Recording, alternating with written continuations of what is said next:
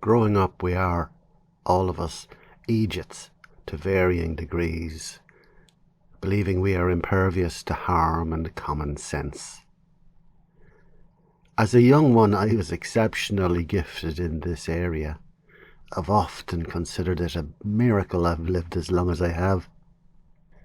I'm also quite famous in this locality, with my adventure told to frighten the children and entertain the odd gullible traveller down at the local pub.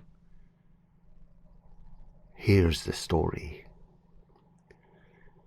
I was about 17 and was walking home too late of the evening, having spent a long day dawdling and nattering in the town. There was no way I'd make it home in time. The fire in the hearth would be gone out, and I'd pay for that in the morning when the old one's awake to a cold kitchen. There was the chance of a shortcut, though, if I went through Garrett's Field, also called Hacklem's. That had saved me a good half an hour for sure. The field had been left to grow wild ever since Garrett had died all those years ago, and it had a stray sod somewhere in it too. There's usually two types of magical sods, the stray and the hungry. If you step on a stray sod at night, you'll get instantly lost, and you'll not find your way out till the sun rises. With a hungry sod, you'll be struck with a fearful hunger, as bad as those poor suffered in the olden days. So I was standing there by the tree, looking over the field and considering my next move. Garrett's Field has a stray sod in it somewhere, so I said, which is why I debated the risk of crossing it. As I also said, I was a fearless young Egypt, so I took my first steps into the field. I was running through the scratchy grass, hopping over the odd clump of nettle or blackberry, when my foot landed on a patch of crackling sod and everything flashed for an instant. My last thought was, oh, shite.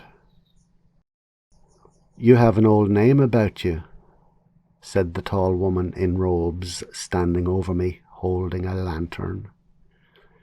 If I'd been of a right mind at that moment, I would have shrieked and piddled myself for sure. But oddly enough, the sudden appearance of this stranger didn't frighten me. As near as I can describe it, it felt like I was in a fever, where I was here, but also elsewhere, both at the same time. "Walk with me," said the robed woman, and she strode towards the mound, where now there was a cave opened on the side, framed with marked stones, with a glimmer of firelight from inside.